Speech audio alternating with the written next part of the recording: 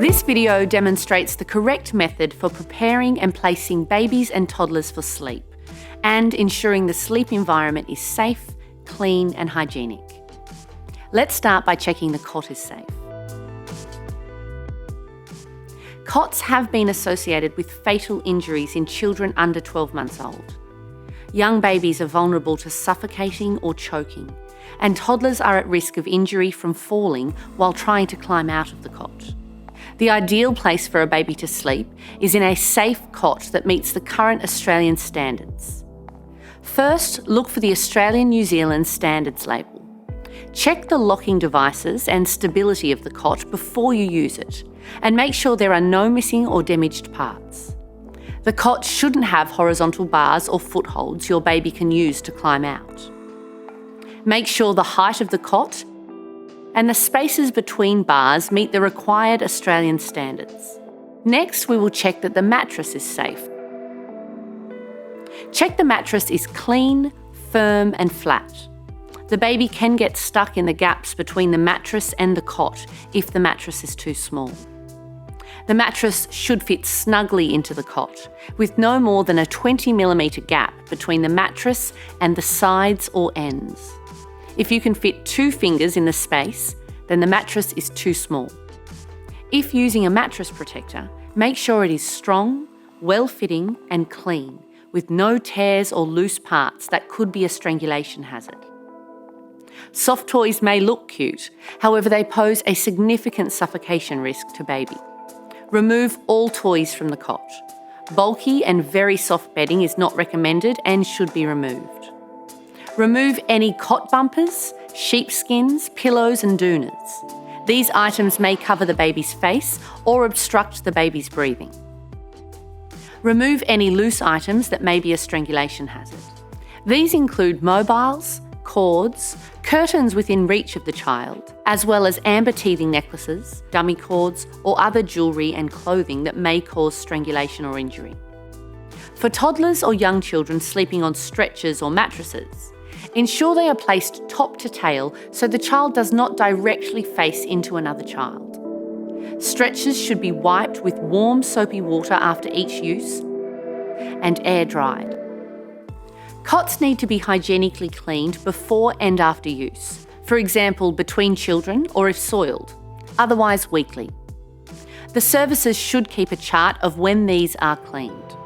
We will now look at how to check linen is clean and appropriate and the sleep environment is safe. Check that baby has clean bed linen, preferably their own that has been brought from home. If using the services linen, this should be freshly laundered.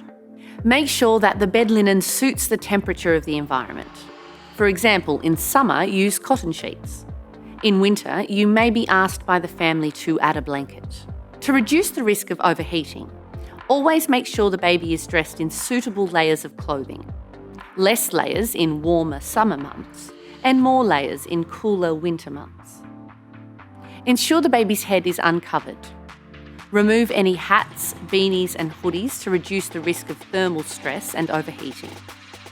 Lastly, ensure the room is not too hot and not too cold, and that the room is well ventilated.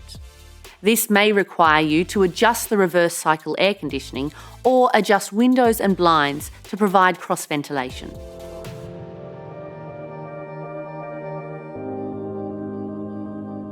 Lower the side of the cot to prepare and place the child for sleep. Make sure sleeping bags have no cords or hoods. And lastly, always use safe manual handling techniques when you are lifting babies and toddlers into the cot. And make sure to watch a manual handling video. Place the baby in the cot on their back, never their tummy. Once babies can freely roll over and move independently, they will find their own preferred sleeping position, usually around 5 to 7 months of age. Place the baby with their feet touching the bottom of the cot, and blankets and sheets go across the chest under the arms of the baby.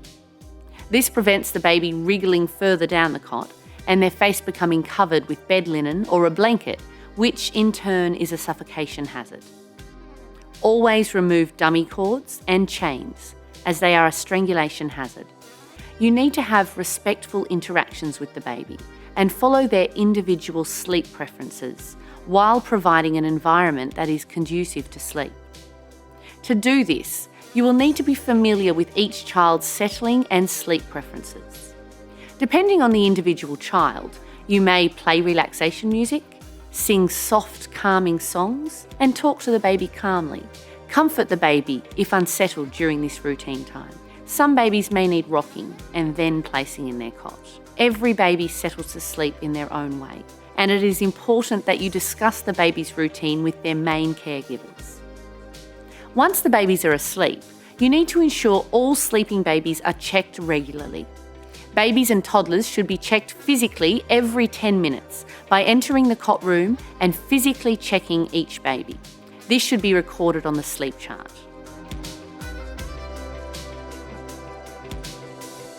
Sudden unexpected death in infancy, or SUDI, is a broad term that covers both sudden infant death syndrome, or SIDS, and fatal sleeping accidents. Most SUDI deaths occur in a sleeping environment. SUDI is the main category of unexpected death of babies aged between 4 weeks and 12 months in Australia.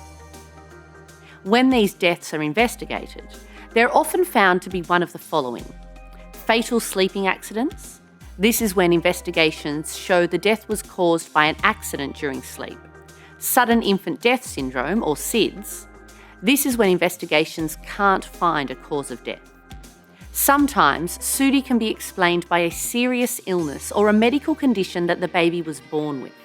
There are known risk factors to SUDI, including the baby sleeping on their tummy or side, the baby sleeping on a soft surface like a soft mattress, the baby sleeping with loose or fluffy bedding like sheepskin or lamb's wool, or with pillows, soft toys or cot bumpers, the baby sleeping with face or head covered, sleeping the baby in a cot that doesn't meet the Australian-New Zealand standard, exposing the baby to tobacco smoke before or after birth, co-sleeping with the baby, letting the baby get overheated, for example when the baby wears too many clothes or a hat or beanie to sleep. There's no known way to reduce the risk of SUDI for babies who die suddenly and unexpectedly because of illness or a medical problem. This video has demonstrated the correct method for placing babies and toddlers to sleep, ensuring the sleep environment is safe, clean and hygienic. Settling babies to sleep is a skill that takes time to master, and you are encouraged to practice these skills until you are confident. For further information, consult your learning materials or access this link.